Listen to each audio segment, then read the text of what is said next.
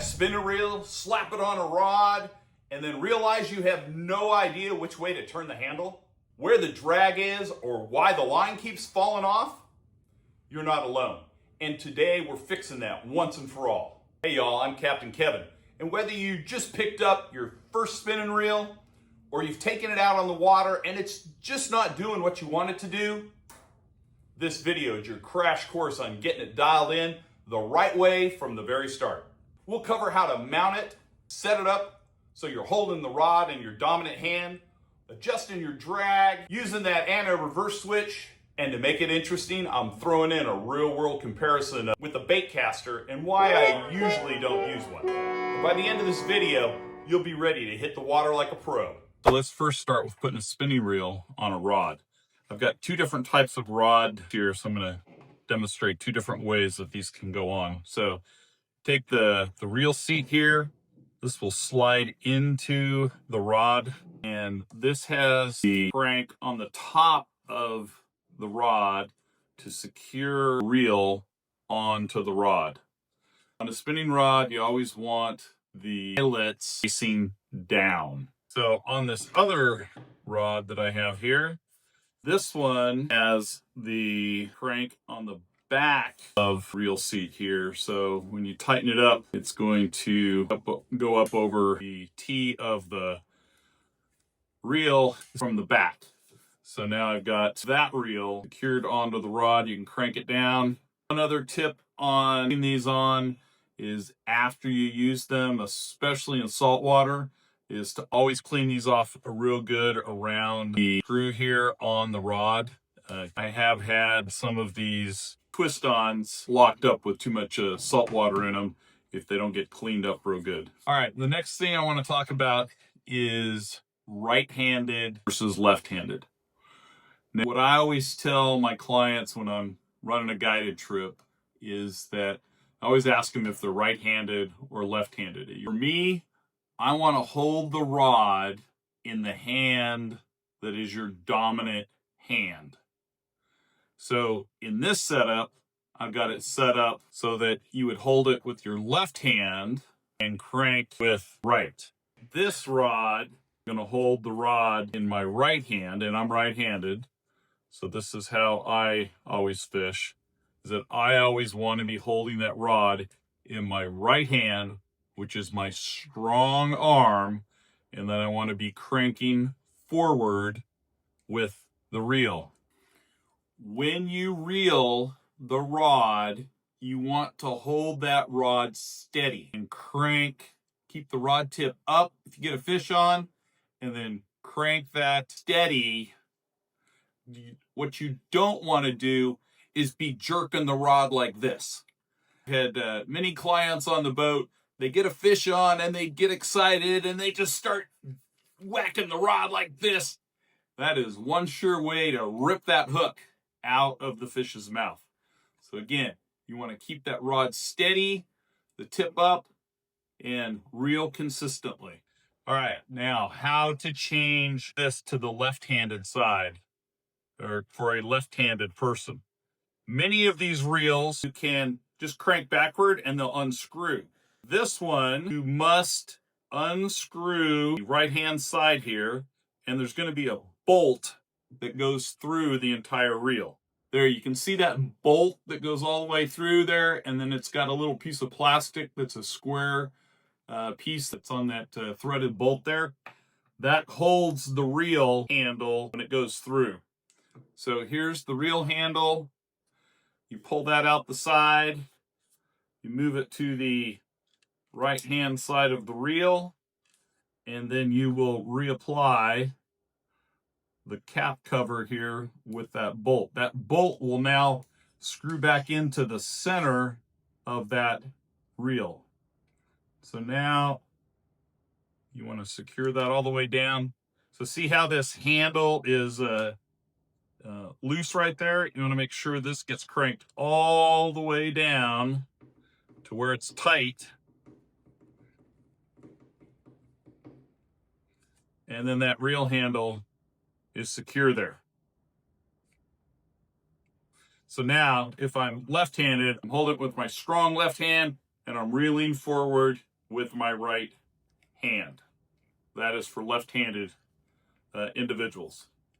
So other reels, so this one's loose, I'll just give you a tip here. This is one way when you're traveling, is you can unscrew this reel here and lay that handle in. It takes less room to pack this in a box. So instead of having the handle out all the time, you can loosen it up and have the handle in there for travel purposes. So with this pen reel, cranking with my left hand, holding it in my right. Now I want to switch it so it's left-handed hold. I back the reel all the way off. This side does not have a bolt that goes all the way through it. So this just has a cap on it. So you can just move the cap to the other side. And this one, then you can reel forward. Get that bolt centered in the reel there and crank forward. So now I've got a reel that you can crank with your right hand, holding the rod with your left. That's how you can flip the handle from one side to the other. So different designs of reels on how you can move the handle from side to side. So now let's talk a couple considerations on spinning reels versus bait casters. And this is purely Captain Kevin's opinion and my experience over the last 40, 50 years of fishing. I have about 40 different spinning reels. I have about 3 or 4 different bait caster reels. The primary reason I use a bait caster is if I'm offshore fishing, I'm trolling, or I'm just bottom fishing, I'm going straight down, or I'm jig fishing. One of the negatives to a bait caster is this reel handle is hardwired into this bait casting reel on the left-hand side. So I'm holding it with my right hand and I'm reeling with my left. There is no way to move this handle from one side to the other. So if I had a friend that was left-handed and I brought this reel along, they wouldn't necessarily be able to use this comfortably. So that's one advantage of having a spinning reel, is you can flip the handle from side to side. My other reason that I don't use bait casters a whole lot is that my experience with backlashes. I had friends that go on saltwater wade fishing trips with me, and I see them struggle in the wind with backlashes. And I'm making 10 more casts while they're trying to pull out a backlash within their reel. Now some guys have a lot more experience with bait casters and they're good at preventing that.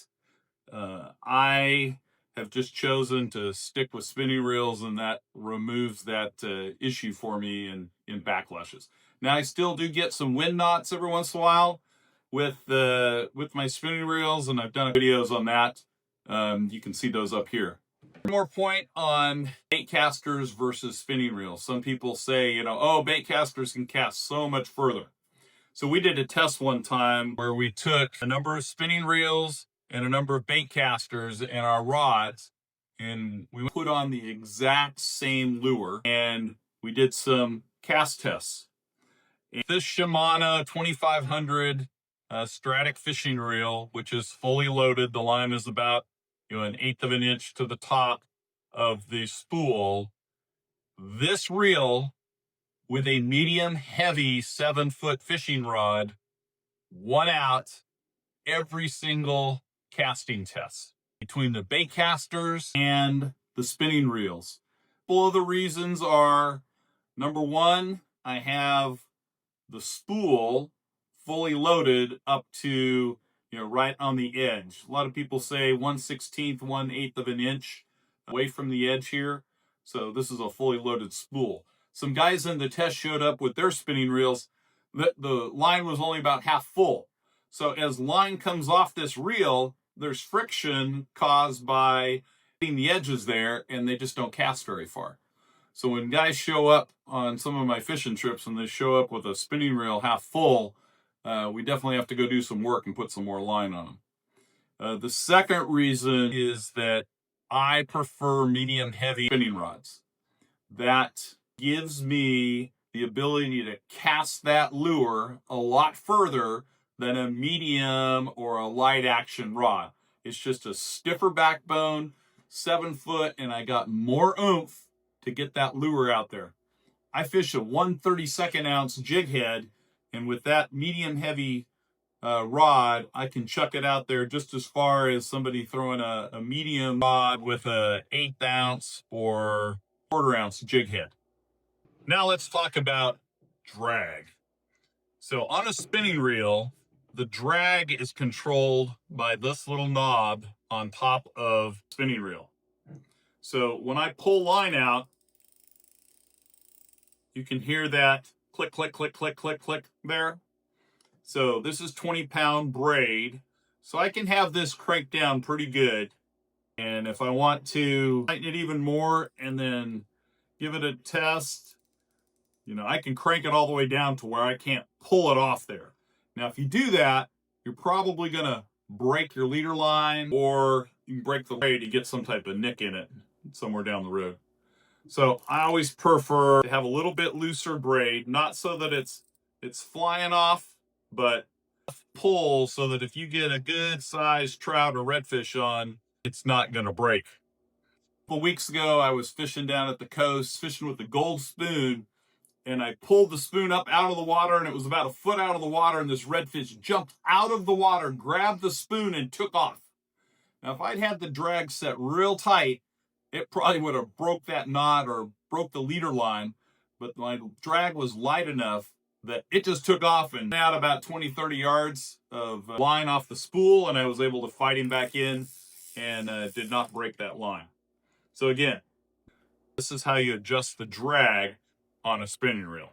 All right, so the next thing I want to talk about is the anti-reverse system on many of these reels. So this is a toadfish reel, and it does not have an anti-reverse system in it. So the only way you can reel is reel that forward. If you reel this backwards, the handle's going to come off. So your only way of loosening line up is to loosen the drag and pull some drag out. With this Penn reel, notice this little flip switch right here on the bottom. I'm reeling forward, and now if I flip the reverse switch on, I can actually reel backwards. So you may do this if you've got some type of tangle and you need to back the line off a little bit. 99.9% of the time, I never have that anti-lock switch to where it's off. I always want to prevent the reel from going backwards. All right.